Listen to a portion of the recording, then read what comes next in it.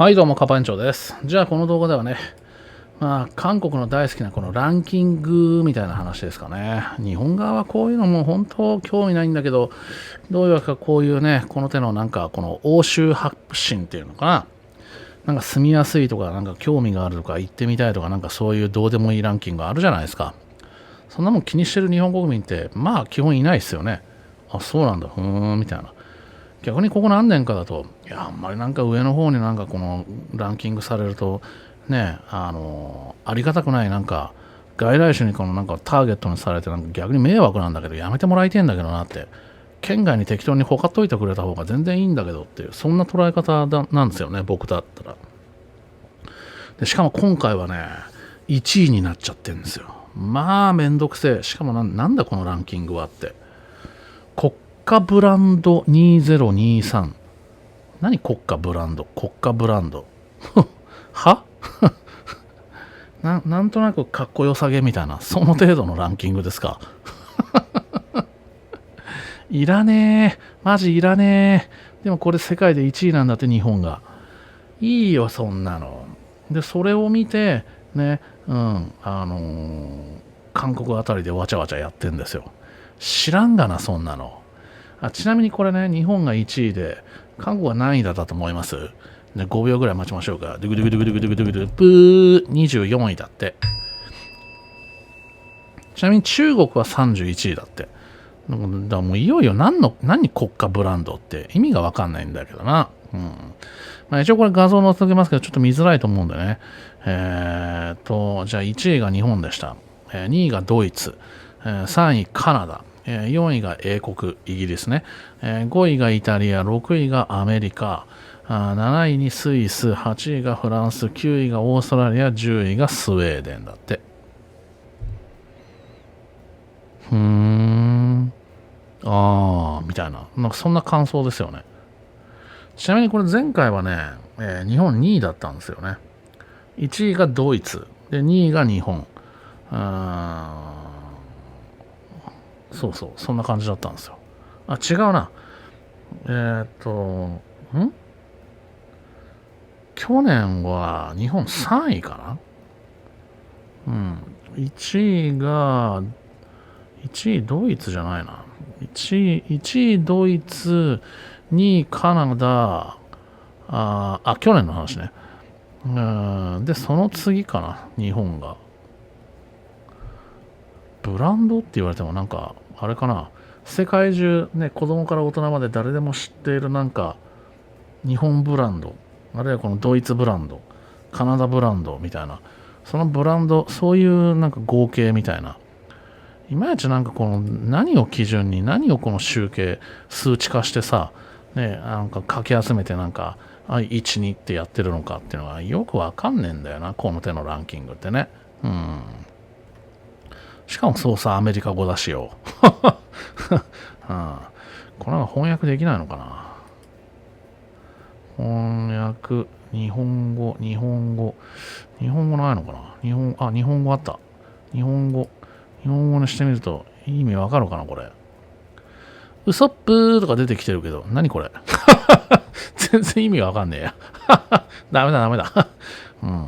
まあ、とりあえず、ね、なんか、どうでもランキングで、ね、また日本が1位になりまして、韓国兄さんが、ね、なんかこの、ネチネチくどくど、どうせ日本のロビーが、みたいな、ね、そんな感じだっていう、ただそれだけです。まあ、日本以外は、まあ、欧米ですよね。ほぼほぼ欧米。11位以下とか見ても別になんかどうってことないですけどね。ね、日本は去年2位なのか。そうか。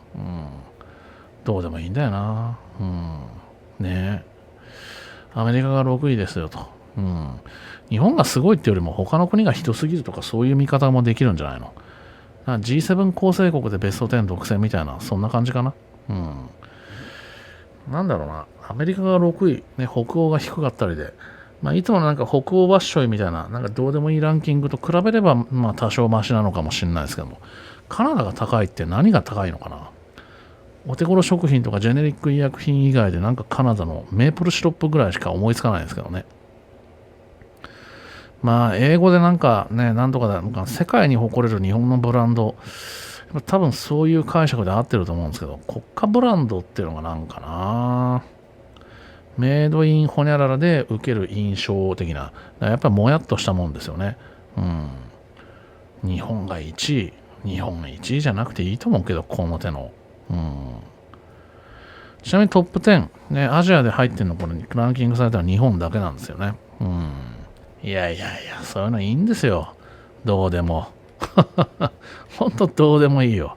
何の腹の足しにもならねえよ。って思いますけどね。まあ、謎ランキングですけど、とりあえずほら、ね、観光兄さんは中国倒産には勝ったらしいじゃないですか。